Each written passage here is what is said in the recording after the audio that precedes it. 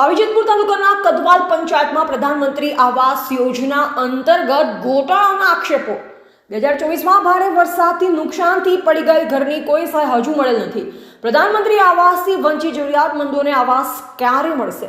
છોટાઉદેપુર જિલ્લાના પાવીજેતપુર તાલુકાના કદવાલ પંચાયતમાં આવેલા ભાભર ફળિયામાં રહેતા એક આદિવાસી ખેડૂત ભાઈનું ઘર ભારે વરસાદના કારણે નુકસાનગ્રસ્ત થયું. આ વિસ્તારના અનેક આદિવાસી પરિવાર જે ખરેખર આવાસ માટે પાત્ર છે તેઓ હજુ પણ ઘરની રાહ જોઈ રહ્યા છે, જ્યારે કેટલાક લોકો જેમણે પહેલેથી પાકા મકાન ધરાવે છે તેમને શંકાસ્પદ રીતે આવાસ મંજૂર કરવામાં આવ્યા છે. સરપંચ અને તલાટી સામે ગ્રામ લોકોના આક્ષેપો.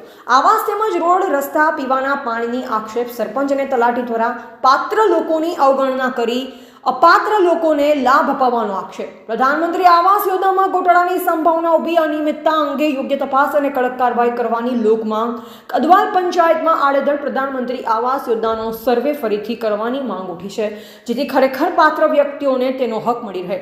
અહીંયા મિત્રો, મધ્ય ગુજરાત ન્યૂઝની ટીમ આજે આવી પહોંચી છે ભાભર ઓછલા ફળિયામાં, જે પ્રધાનમંત્રી આવાસનું જે સર્વે ચાલી રહ્યો છે ત્યારે ખેડૂત ભાઈ છે એમના જોડે વાત કરીશું. જે કદવાલ આખા વિસ્તારમાં પ્રધાનમંત્રીનો આવાસ સર્વે ચાલી રહ્યો છે ત્યારે એમના જોડે વાત કરીશું. જે ખેડૂત ભાઈ છે એમના જોડે આજે પ્રધાનમંત્રી આવાસની યોજનાનું સર્વે ચાલુ છે, તો અહીંયા કદવાલ ભાભર ઓટલા પણ તમારે જે આ ભાભર જે ચોમાસામાં વરસાદ થયેલું ત્યારે નુકસાન થયેલું, તો તમારે અહીંયા કોઈ સર્વે કે એવું કોઈ નથી આવી ભાઈ. કોઈ સર્વે કરવા કોઈ નહીં આવી, ની તલાટી ની કે સરપંચ નહીં આવી, કોઈ આવ્યા નહીં. નુકસાન થઈ ગયું લગભગ 30-35 નું થયું છે. હવે જે ચોમાસામાં ભીત્યા હંગાત પડી ગયું, નારો ભોંગી ગયો એટલે બધું બેહી ગયું. સરપંચ ને તલાટીને તમે રજૂઆત કરી હતી? હા, પંચાયત મેં જાતે જ જેલો મેં. તો સરપંચ અને તલાટીને તમે વાત કરી તો તમારે અહીંયા જે નુકસાન થયેલું તો તમારે અહીંયા તપાસ કોઈ નથી આવ્યા ભાઈ. આ 2 દિન મેં આયા એમ કીધેલું, બોલી લાવ્યું, પણ કોઈ આવ્યા નથી હજુ હાલ. જે પ્રધાનમંત્રી આવાસ યોજનાનું સર્વે ચાલુ છે, તો અહીંયા તારે તમારા વિસ્તારમાં સર્વે થયું તો તમારા ઘરમાં કોઈ નથી આવ્યા. આજુબાજુ સર્વે કરીને જતા રહ્યા તલાટી, સરપંચ. શું નામ છે તમારું? મારું વરિયાભાઈ રત્નાભાઈ. ફળ્યું કયું? વસલું ફર્યું. ગામ ભાભર.